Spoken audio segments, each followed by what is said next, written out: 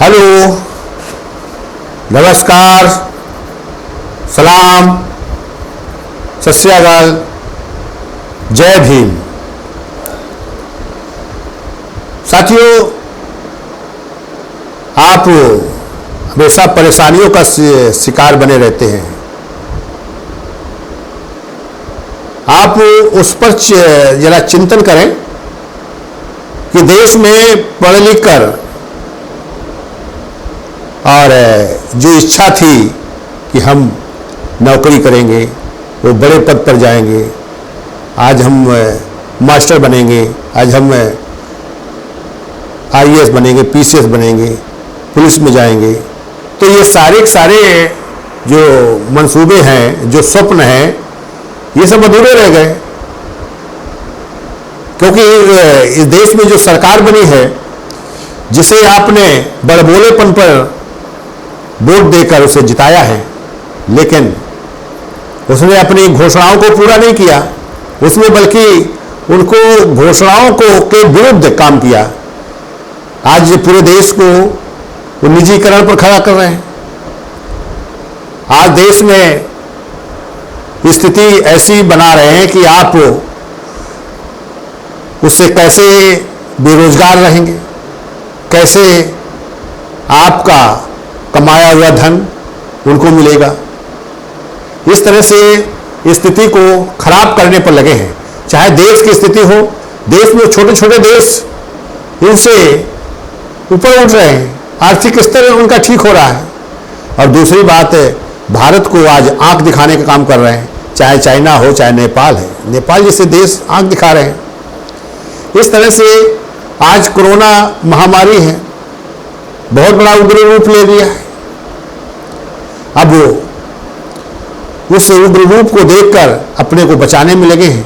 अब कौन इस तरह की स्थिति को पैदा किया है और कौन ऐसा काम कर रहे हैं कि हमें उन मुसीबत का सामना करना पड़ रहा है। साथियों, ये सब देश में जो हो रहा है, ये जो श्रेष्ठता का आधार है, जो विकसित सामाजिक व्यवस्था का जो आगमन हुआ है, जो आज मानव को कैसे हम दूर करेंगे, मानव कैसे विभेद करेंगे, ये जो स्थिति पैदा हुई है, जो सरकार ने पैदा किया है, जो पैदा कर रही है। आज यही सरकार आपको बचाने की बात करती है, आपको हर तरह से सुरक्षित करने की बात करती है, जबकि ये किसी भी स्तर से आपको नुकसान पहुंचाने में लगी थी। आपको नागरिकता को ले लो, उसमें भी इस देश में जो किसान आंदोलन चल रहा है, जो किसान के खिलाफ जो बिल आए हैं 3, उनको रोकने का काम नहीं कर रहा, उसे जो है लागू करने की स्थिति पैदा करने की कोशिश करते रहते हैं। किसानों को बिल, किसानों के उस आंदोलन पर कोई ध्यान नहीं दे रहा। तो ऐसे लोग कैसे विश्वास करेंगे जो कहते हैं कि नहीं, मेरी बात मान लो, मेरी बात मान लो। भाई, इनकी बात क्या मान लिए? इनकी बात किसी स्तर पर मानने की स्थिति नहीं है। ये देश के जो मानव हिंसक के रूप में है, आपको ये कैसे सब ठीक होगा कि इनमें कैसे उस भावना को परिवर्तन आए, जिस तरह से इस देश के संविधान और बाबा साहब को और पटेल जी को, इनको सबको स्वीकार नहीं करते थे, गांधी साहब को स्वीकार नहीं करते थे। आज वोट के लिए सबको स्वीकार कर रहे हैं, लेकिन वहां सरकार बनाने के बाद फिर से उस विभेद को जारी कर रहे हैं कि जैसे वर्ण व्यवस्था थी वैसे ही देश विकास करेगा, जैसे ही पूंजीपति व्यवस्था थी, एकाधिकार था, तो उसी तरीके से हम इसे निजीकरण में देकर देश के विकास से जोड़ेंगे। इस तरह की भावना रखते हुए तो आप कहीं ना कहीं उसी में जगह भी बना रहे हो। आज पढ़ने लिखने के बाद साइंस के स्टूडेंट हैं, डॉक्टर्स हैं, लेकिन आज उस आस्था में जुटे हुए हैं, उस विकसित सामाजिक व्यवस्था के हिस्सा बने हुए हैं और बनने का एक रास्ता निकाल रहे हैं। तो आज कैसे आप समान सामाजिक व्यवस्था को लाओगे, कैसे आप विकास से जुड़ोगे? तो इस पर आपको चिंतन करना होगा, इस पर आपको समझना होगा। तो फिर इस देश में विकसित सामाजिक व्यवस्था से अलग हटकर आपको काम करना होगा। इस देश में जब सबका प्रतिनिधित्व, सबको आप जोड़ने का काम करोगे, सबको कार्य से, ठीक है वो अगर कम पढ़ा लिखा है या उसमें वो टैलेंट नहीं है, वो हुनर नहीं है या वो तकनीकी शिक्षा नहीं है, तो फिर वो जितना काम वो जानता है या जो काम कर सकता है उस काम के लिए उसको आपको काम देना होगा, तभी वो इस देश में आगे बढ़ सके। जब तक सब लोग काम नहीं करेंगे, सब लोग सिस्टम से नहीं जुड़ेंगे। आज इस देश में कोई बड़ी से बड़ी समस्या है, कोई बड़ी से बड़ी आप समस्या पैदा की गई है, उस समस्या का खात्मा एक ही है कि इस देश में हम भागीदारी सिद्धांत को लागू करें, प्रतिनिधित्व को लागू करें। आप इस देश में तमाम समाजों में, तमाम तरीके से बटा हुआ समाज पूरे देश को कैसे संगठित हो गए, एक केवल सूत्र से, वो केवल लोकतंत्र का माध्यम है। लोकतंत्र माने प्रतिनिधित्व का आधार है, प्रतिनिधित्व से लोकतंत्र बना है। लोकतंत्र है कि लोगों में से, लोगों द्वारा, लोगों के लिए काम करेगा जो सत्ता में जाएगा, अर्थात लोगों में से वो व्यक्ति चुनाव में लड़ेगा उस पद के लिए और लोग उसे वोट देंगे, वोट द्वारा वो चुना जाएगा, तब सभी का प्रतिनिधित्व माना जाएगा और वो चुनकर आएगा तो सबका नेता बनेगा, वो देश को चलाएगा। ये सिस्टम है। तो आज इसे लागू करने के लिए केवल राजसत्ता में के लिए अकेले नहीं है, प्रतिनिधित्व का मतलब ये आधार है, ये हर स्तर पर लागू होना चाहिए, चाहे वो न्यायालय हो, चाहे प्रशासन हो, चाहे आपका कल कारखाने हो, चाहे वो तमाम तरह के जो देश में काम हो रहे हैं, उन सब में ये अगर प्रतिनिधित्व को हम महत्व दे दें, प्रतिनिधित्व को सामने लाकर खड़ा कर दें, तो फिर इस देश में हर व्यक्ति काम से जुड़ जाएगा और एक मानक के तहत जुड़ेगा। जो काम करने वाला है, जो उस लोगों की भलाई के लिए काम करेगा, वही आगे बढ़ के नेतृत्व देगा। क्योंकि अगर नेतृत्व वो बिना भलाई वाला आगे नहीं जा सकता है, क्योंकि वो हिस्सेदारी का मामला है, प्रतिनिधित्व का मामला है, तो सदस्यता का मामला होगा, क्योंकि सदस्यता मूल उसका आधार है। उसकी सदस्यता होगी तो सदस्य बनाने के लिए सदस्य उसी के द्वारा बनेंगे जो लोग उनके लिए काम करेगा।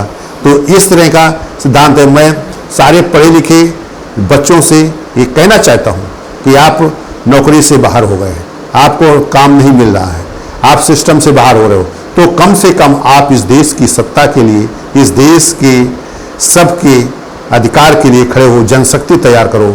अगर जिस दिन आप इसमें सदस्यता लेंगे, राष्ट्रीय भागीदारी के हिस्सा बनोगे, तो फिर आप इस देश की हर पार्टी ये बात तय करेगी कि नहीं, हम काम करेंगे लोगों के लिए। फिर वो पैसे के बल पर फिर वो ना तो चुनाव जीतेगा, ना उन पदों पर पहुंचेगा, और तो फिर आपका आसानी से काम होगा। और आप चूंकि जब आप काम करोगे तो आप अगर उस काम को ज़्यादा बेहतर ढंग से कर लिया तो फिर आप नेता बनोगे।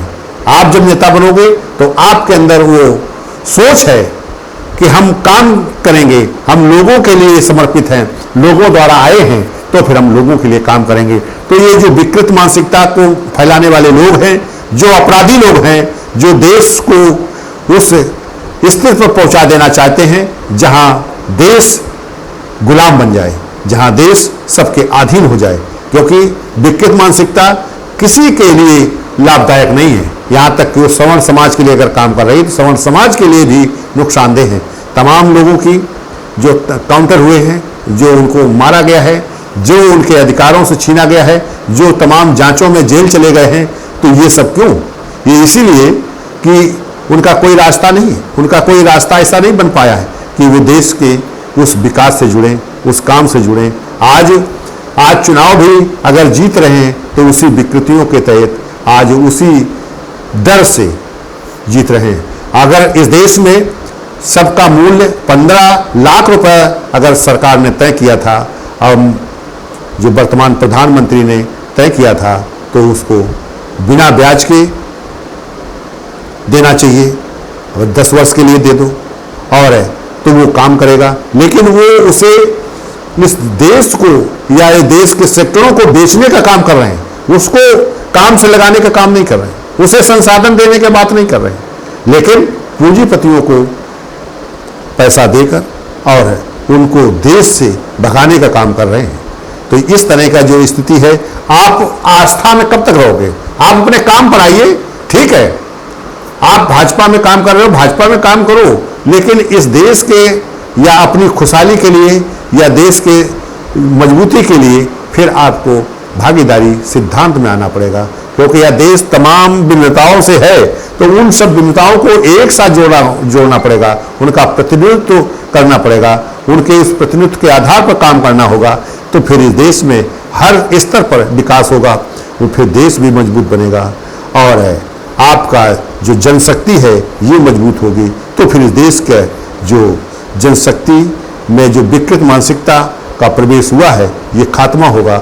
जब ये इसका अंत होगा, जब इस देश में जो अपराध की श्रेणी में हैं, जो अपराधी हैं, जो इस देश को तोड़ने का काम कर रहे थे, वो जब तब वो जेल जाएंगे, तब वो पागलखाने में जाएंगे, तब वो इस देश को नस्ते नाबूद की स्थिति पर पहुंचेंगे, तब यह देश विकास के रास्ते पर जाएगा और हर व्यक्ति रोजगार से युक्त होगा, हर व्यक्ति को संसाधन मिलेंगे, हर व्यक्ति संसाधन लेने का अधिकारी होगा। ये केवल ऑटोमेटिक सिस्टम ऐसा होगा कि आप इसके कोई इसमें रोक ही नहीं सकता है। अगर ये सिस्टम चलेगा तो ये आपका मिलना है, ये ऐसा सिस्टम बना है कि इसको कोई नहीं रोक सकता है। इसको आज तक जितने सिस्टम रहे हैं, जो पार्टियां चली हैं, जो आज संगठन चले हैं, तो वो केवल व्यक्तिगत स्वार्थों के आधार पर रहे हैं, या पार्टियां व्यक्तिगत अपने सिद्धांत को आधार पर इस देश में श्रेष्ठता का आधार बनाए रखे हैं। आज फांसीवादी व्यवस्था है, तो पहले भी फांसीवाद कम था, लेकिन फांसीवाद था तभी तो तमाम बड़े बड़े जो आतंकी घटनाएं हुई हैं, जो इस क्रिमिनल प्रवृत्तियां, जो क्रिमिनल स्थिति पैदा हुई है प्रदेशों में, तो उसके बावजूद भी वो बड़े पदों पर हैं, उनके ऊपर जांच होकर उन्हें जेल नहीं भेजा गया, उनका आरोप साबित नहीं कर पाए। तो ये सारी चीजें हैं, तो ये उदारीकरण नीति का मामला है, लेकिन आज वही जो किसी तरह से आपने उसे बचाया है और आज वो आपको दोषी बनाने में लगा है, आपको यहाँ तक कि आपकी पार्टी को पूर्णतः समाप्त करने की बात करता है। दूसरा, आपको भी नस्ते नाबूद, आपको जेल भेजने की बात कर रहा है। तो ये इसलिए कि आपको पहले उनके अपराधों को नजरअंदाज किया, किसी न किसी कारणवश उनको छोड़ते गए, आज वो उस सत्ता पर पहुंचकर उन विकृतियों के बड़े स्वरूप को पैदा करके आज सत्ता पर है। आज आपको जेल भेजने का, आपको मारने की स्थिति पैदा किए है। तो इस देश में अगर प्यारे बच्चों, अगर आपको विकास से जुड़ना है तो फिर आप विकास के लिए काम करना शुरू करो। आप राष्ट्रीय भागीदारी आंदोलन के हिस्सा बनो, तो आप इसमें काम करोगे। तो काम करते समय इस सामाजिक काम में ये जो मैन पावर नेटवर्किंग सिस्टम जो बनाया गया है, तो ये जो सिस्टम है, तो इस देश में दूर दराज बैठे लोगों को जोड़ने का काम करेगा और उसे विकास से जोड़ने का काम करेगा। उससे हर स्तर पर जो जिस स्तर पर है, जो जिससे प्रतिस्पर्धा में जो आता है, जो जिससे योग्यता को रखता है, जो टैलेंट रखता है, उसके आधार पर उसको कार्य मिलेगा। ऐसा हर व्यक्ति के साथ होगा। अगर बिना पढ़ा लिखा है तो उसको वो काम, तो 15,000 से कम किसी को काम नहीं होगा। 15,000 हर व्यक्ति को, छोटे से छोटे व्यक्ति को 15,000 रुपये की स्थिति पैदा होगी, उसको काम मिलेगा। और हर व्यक्ति को समान कार्य समान वेतन का आधार बनाया गया है। और इसमें जो ट्रेंड है, वो ट्रेंड को एक अलग स्थिति पैदा की गई है, तो और अनट्रेंड को अलग स्थिति पैदा की गई है। अनट्रेंड करीब 1 साल से लेकर 3 साल तक वो ट्रेंड हो जाएगा, तब उसी काम को करेगा जो ट्रेनिंग के बाद होता है। तो और इस देश में जो स्वच्छकार समाज है, जो सबसे नीचे समाज का है, उसे तकनीकी दर्जा दिया जाएगा, क्योंकि हमें इस देश में जो विशेष कार्य है तो विशेष कार्य को विशेष कार्य मानना चाहिए और उस विशेष कार्य को हम तकनीकी आधार देकर इस देश में सम्मान पैदा हो। आज तो उसमें इस जो आरक्षण की पॉलिसी से सवर्ण समाज के भी हैं और ये प्रतिनिधित्व का जो सवाल खड़ा हुआ है उसमें सवर्ण समाज के भी लोग सर्विस में हैं और उसमें और अन्य सभी समाजों के लोग हैं। तो फिर ये स्थिति उन मठ मंदिरों में भी पैदा होनी चाहिए, वहां भी प्रतिनिधित्व का आधार होना चाहिए, लेकिन वो नहीं करेंगे। लेकिन आपको करना है, आप तय करो और आप भागीदारी के सिद्धांत को समझो और इस देश में आप खड़े होकर आप हर काम वो कर सकते हो जो आपको करना चाहिए, जो इस देश को जरूरत है, जो इस देश के लोगों को जरूरत है, और हर ऊंचाई को आप पाने के लिए स्वतंत्र हो जाएंगे। आप हर उस ऊंचाई को प्राप्त करेंगे जिसके आप हकदार हैं। ये मैं जो कह रहा हूं तो ये एक बहुत बड़ा मैंने यह राष्ट्रीय भागीदारी आंदोलन के तहत शोध किया है और ये शोध है कि इस देश में आपका सामाजिक आधार बनेगा। जब आप इस सिस्टम में जुड़ेंगे तो एक सामाजिक ताकत बनेगी, जनशक्ति बनेगी।